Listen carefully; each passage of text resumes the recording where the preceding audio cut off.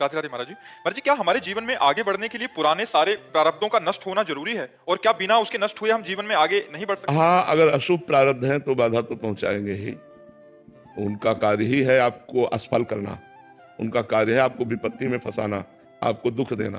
तो हरि स्मृति सर्व विपद विमोक्षणम, यदि भगवान का स्मरण किया जाए, भगवान का नाम जप किया जाए, तो समस्त विपत्तियों में रहते हुए भी, हम ये नहीं कह सकते कि नष्ट हो जाएंगी, रहते हुए भी आप सुखपूर्वक उनको पार कर सकते हैं।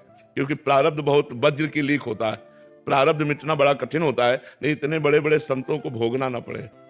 मान लो आप लोग तो 10 माला 20 माला जपते हैं और रात दिन जो भजन करते हैं, उनके शरीर में जो कष्ट आते हैं वो प्रारब्ध से ही तो आते हैं। तो प्रारब्ध इतना प्रबल है कि बड़े बड़े भजनानंदियों को भी कष्ट भोगने के लिए मजबूर कर देता है, पर उस कष्ट में भी भजन के प्रताप से वो आनंद मगन होकर के निकल जाते हैं। ये बात जरूरी है। भजन नहीं करोगे तो वो कष्ट आपको रौंद डालेगा, वो आपको डिस्टर्ब कर देगा, आपको व्यथित कर देगा। लेकिन यदि भजन चल रहा है तो भारी कष्ट में भी व्यथा उतनी पीड़ित नहीं करेगी, एक आनंद बना रहेगा। अभिलाष भट्ट जी, लखनऊ। श्री हरिवंश, राधे राधे।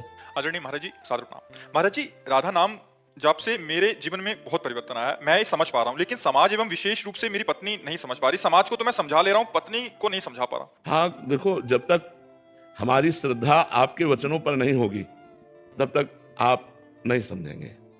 जब हमारी श्रद्धा आपके वचनों पे हो जाएगी तो हम भी जपने लगेंगे, और जहां जपने लगे तो हमको अनुभव में आने लगेगा, आनंद अनुभव में आने लगेगा, उन्नति समझ में आएगी, आध्यात्मिक उन्नति हो रही है। हम ये नहीं कह रहे कि आप करोड़पति बन जाओगे, लेकिन जो करोड़पति को भी सुख रहे हैं वो आपको प्राप्त हो जाएगा। एक आनंद, एक शीतलता, एक निश्चिंतता, एक निर्भयता, एक निश्चोकता, ये आपके अंदर जागृत हो जाएगी। महाराज, उसमें कोई कमी तो नहीं रह जा रही है? नाम जब करता हूँ तो कहीं कमी तो नहीं है कि मेरी पत्नी उसको मानने को तैयार नहीं? नहीं, अलग अलग संस्कार होते हैं।